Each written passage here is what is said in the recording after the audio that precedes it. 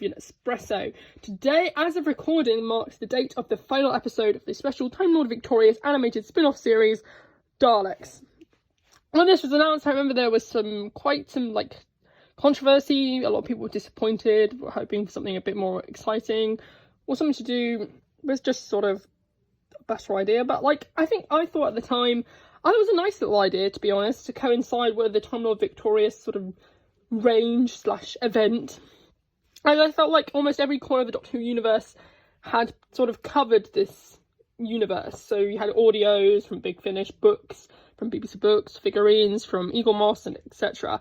So I thought it was nice to have a sort of visual series that I thought was quite a nice little extra thing. I thought it was a nice little thing to have on the side. I'm glad it was free, because it was actually some of the best sort of content the Doctor Who YouTube channel has put out so far. But first, a bit of a disclaimer. As of recording this first section of the review, I am yet to see the finale, but because of scheduling and mock exams, I decided to pre-recording this, so my main thoughts on the series would be more viable solution in order to get the video out in time. But I will be touching on the finale later on in a section that's been recorded separately from this first main bit. I'm also going to start the review by actually talking about the Doctor Who magazine comic, Monstrous Beauty, which concluded last month in issue 558. But I believe it is still available on the Panini website if you want to order that. And of course, I believe there'll probably be a combined issue that will sort of graphic novel version of the entire story. So I'm just going to sort of briefly give my thoughts on that first, because I didn't think there was really enough to constitute a full review. But first of all, it was really nice to see the Ninth Doctor and Rose back in comic form. They didn't really get that much of a good run with Doctor Who magazine, because they only were around for a year, weren't they, really? So they never really got as many comics as we've seen from other incarnations who've run for longer. So it's nice to see a sort of more modern style, or obviously the comic style for DWM has changed quite a bit since 2005, 2006. So it's nice to have in that new modern sort of DWM comic style that we have today. I also loved the fact that we got all the references to full circle kind of by bringing the vampires, which I thought was a nice sort of little nod to that story, and a way of tying that into the Time Lord Victorious sort of story arc. So I liked that they did that. I also quite liked the fact that they had the sort of Rose become a vampire. I thought that was an interesting sort of twist. I really liked the final panel of Rose just being transformed into a vampire, and also sort of the emotional guilt that she feels at the end for turning on the Doctor, even though she couldn't control it, which I thought was nice. So yeah, it's not particularly great or even sort of major story in the plot of the Time Lord Victorious arc, but I think it is quite a nice little extra, much like Daleks. It's sort of, they're not particularly great or groundbreaking stories, but they are really just nice stories to read and stuff in this case. But I am now going to talk about Daleks, which is the main reason for this video, this series that's been going out over the last 5 weeks or so, which is basically one big Dalek spin-off series. So that's the series they've deserved for many years. I think people, ever since the idea that Terry Nation went off to America to make a Dalek spin-off series, I think they've wanted to do this. So the BBC are finally realising their dream since 1964 or whatever. So yeah, first I want to sort of touch on the sort of series opener, the archive of Isolus. I'm not going to do individual sort of thoughts on every episode, but I want to talk about this as an opener. So I think it was a great introductory episode for the series. It shows the Daleks on a scale that I think we've previously only really seen in comics of the Dalek Mania era, really. I think it really says a lot about just why the concept of the Daleks has sustained in British culture for so long. That we are still able to feel the excitement that children felt nearly 60 years ago, now. So it's interesting that that concept has just lived on that long. The Dalek battles were really epic. I really loved the scale of them. I think maybe a bit let down by some of the constraints of the animation, but for the most part, I think the animation was pretty good. I thought the designs of the locations and landscapes particularly stood out to me. I think it looks really great in HD as well. But I do think it was slightly let down by like the fire and the lasers, which all was kind of left a bit to be desired. And some of the scenes did feel a bit like sort of, I don't know how to describe PS4 or whatever, or game cut sequences from the mid-2000s in a way. But I think they avoided it quite neatly by having no humanoid characters. There are no humanoid characters whatsoever in this series at all, which makes for an interesting tale to tell, because it is essentially a story of an entity and a bunch of robots. But yeah, I think that's an interesting choice there, and also because if they hadn't included humanoid characters, it might have been slightly harder to get away with the animation on the budget that it is. It's much like how stop motion animation really works for Daleks, because you can just sort of have them glide along and it won't look too out of place if it looks, because you can just sort of very easily do that and it be very effective. So I think this episode creates a lot of mystery, the first episode around the portal and the secrets of the library. It really sets the scene for the rest of the series quite well. I think the librarians were great. They had some great banter with the Daleks and some really great scenes, actually. I really liked the librarians. The cliffhanger to the opening episode was also really good, actually. There's some really good cliffhangers in this series, actually. That's prevalent throughout the entire series, I think. It really made me wonder what was beyond the portal and just what was the entity. So overall, I really thought it was a really enticing and compelling opening episode. So yeah, that's the first episode, my thoughts on that, basically. The entity, as a villain, I thought was a really interesting concept and a good villain to pitch against the Daleks, because it's sort of a villain they have to sort of learn to understand, because it's a completely unknown creature, and the Daleks are all very science-based creatures, in a way. I really like the mystery surrounding the entity, and the sort of love how in each episode we learn something new about it. It's a very slow progression until you get to the climax of the entity story, because I don't think they're going to be so involved in the finale, although I could be completely wrong about that, so we'll see. But I loved seeing it possess different machines, particularly the Sentinel in episode 2. I thought Joe Snug was actually quite chilling as the Sentinel when he was possessed. I think that combined with the entity possessing that mass army of Daleks, which really harkened back to the somewhere on this planet there are 10,000 Daleks moment from Planet of the Daleks. That scene when they used all those toy Daleks, I think that episode was really nice. A nice sort of callback there in a way. It also evoked a sense of power and that the entity had, and that they were sort of learning to use its powers in this dimension. I really like that the Daleks really, it seems like when they can possess an entire army, what chance do the Daleks really have? I liked the fact that they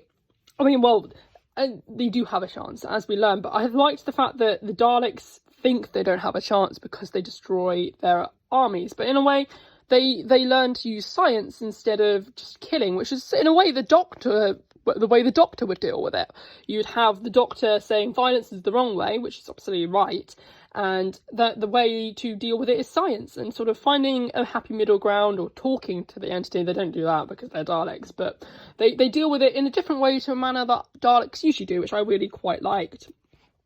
I love that they brought back the Dalek Emperor from the classic comics. I really like the design and how they subtly sort of made it fit into the modern bronze Daleks sort of theme. I loved all the sort of little subtle Dalek designs changes, the sort of claws and stuff. I mean, we got the figurine collection. I kept seeing people referring to them as toys, but actually, I've had some of the figurines from 2013. It's actually really weird. I think the figurines have been going on for 7 years now, but I remember I had them for a while. I have the first 12 issues or so, and they're not very toy friendly, so I don't really like that they keep calling them toys, because they just sort of break very easily. But yeah, that is the designs. I really love the designs. I really loved how the Dalek Emperor sort of starts the story with a mighty empire, and it sort of crumbles throughout the episode, and slowly towards the end he becomes more and more powerless because of he's lost all his hordes of Daleks. I think this really sort of evoked thoughts of a poem that I used to study. It's a bit pointless now because now we're not doing even poetry at GCSE next year, but it reminded me of a poem that we did called Ozymandias.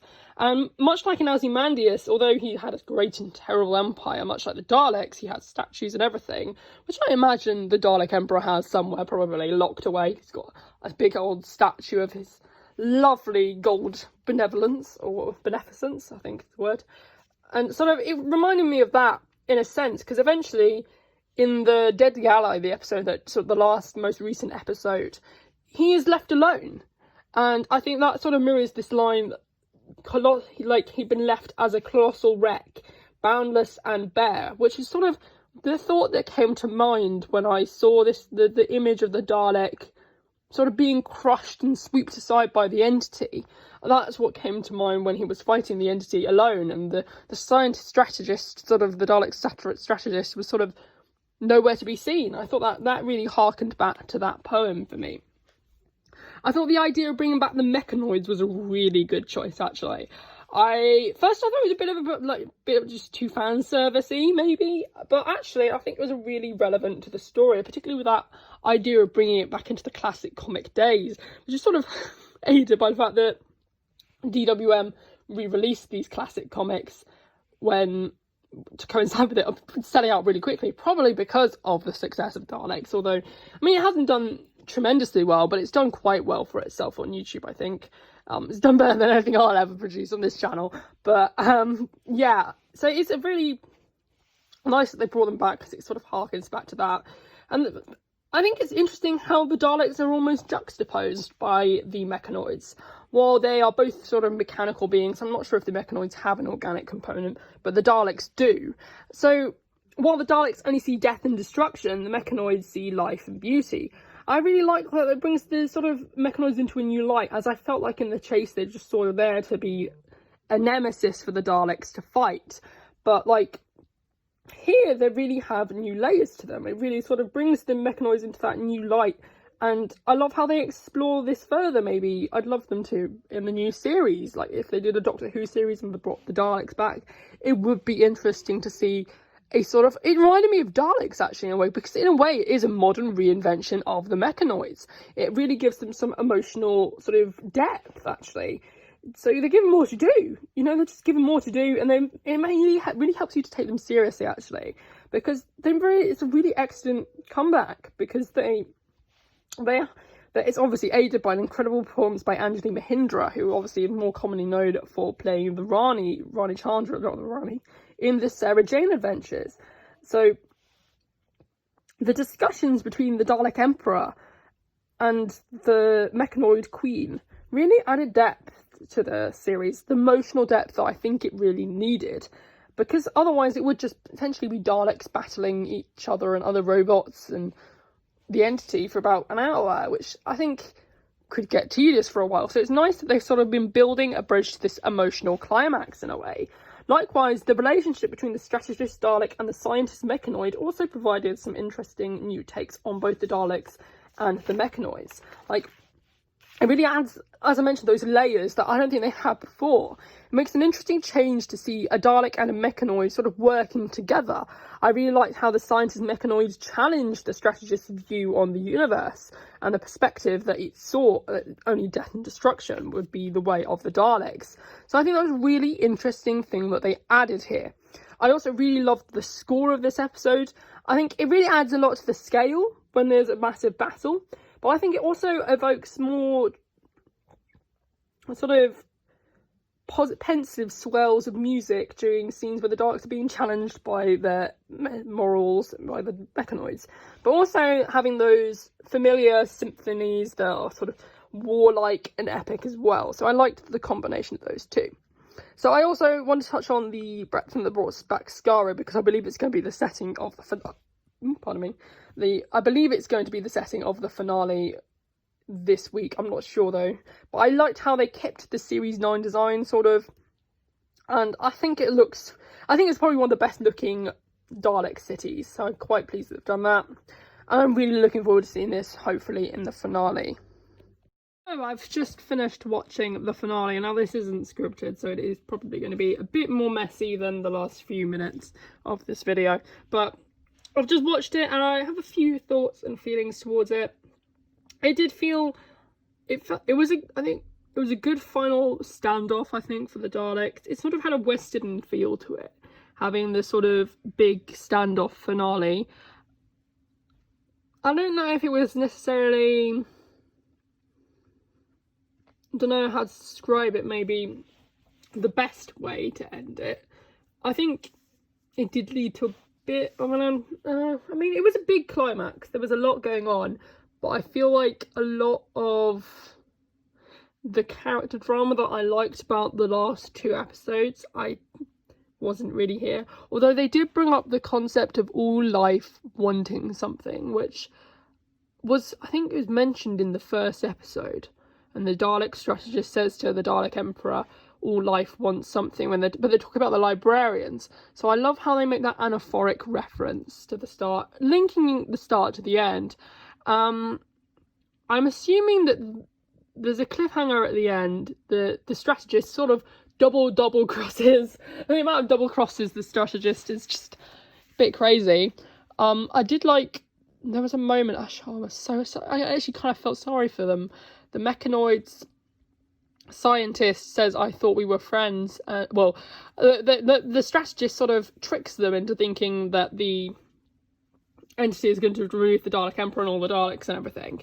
And then he ends up obviously double-crossing them and using the mechanoid base code. But that final line before the mechanoid scientist is consumed by the entity, I thought we were, and then obviously didn't say it, but I think they were going to say friends.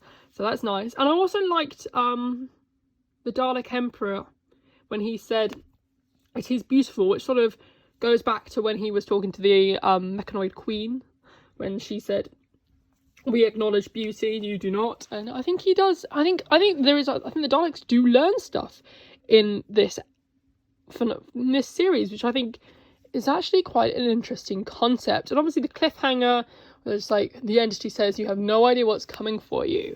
I believe this is set right at the start of Time Lord Victorious. So I have not read the Time Lord Victorious comic, but I believe what it's hinting at is the conclusion that happens in the comic. Now, I have mixed feelings on this because the comic actually finished a couple of weeks ago. In fact, the Titan comics have actually started a whole new comic, and there's more a sort of criticism of the Time Lord Victorious line more than anything else, is that they've done it in such a weird order that the ending is sort of the start is happening now, and part of the thing that happens after the ending of Daleks happened before. It's just told in such a mishmash way that it's hard to follow the narrative, which is sort of a problem I just have with Time Lord Victorious in general. I'm still not entirely sure where half these stories fit in. I saw a tweet, someone said they were waiting for the entire thing to come out, and actually, honestly, I think that's probably the best way to view Time Lord Victorious. But yeah, I thought it was a reasonably satisfying conclusion. I think it could have benefited from being a bit longer and having a bit more time to develop those emotional points between the Daleks and the mechanoids. I hope that the mechanoids aren't gone for good. I hope they do return one day, because I'd love to see them in another story with the Daleks. But yeah, in conclusion, I did really like Daleks. Although, despite maybe a couple of false episodes, I'd say my least favourite episodes were probably the Sentinel one. But I did like that scene. There was something to like in every episode, because it was short enough, the pace was always good, so it never dragged. I feel like if I watched it all in one go, it might drag a bit. I haven't tried binging it. I mean, maybe one day I will, and I'll let you know how that goes. But for now, I think this is a decent series, a nice story with some great character moments, which is something I didn't expect from a Dalek story, as well as some big epic Dalek battles, because it's the Daleks. But yeah, so that's my thoughts on the Daleks animated series. If I was to give Daleks a rating out of 10, I'd probably give it a 7, because I do think that there were some weaker points. I think the main story of episode 2, despite that scene with the Sentinel at the end with the Dalek army, is a bit of a weaker one, and I'd say this finale is probably a weaker one. But the 2 episodes set on the mechanoid planet were really strong for me, and I really liked the opening episode as well. So yeah, that's my thoughts on the Daleks series. Maybe I'll read the Time Lord Victorious comic at some point, and I will obviously let you know my thoughts on that, maybe, if that's demand for that. I mean, let me know your thoughts on Daleks in the comments section down below. What did you think of it? Did you enjoy it over the last 5 weeks? And basically, yeah, thanks for watching. Subscribe if you enjoyed the video, and goodbye.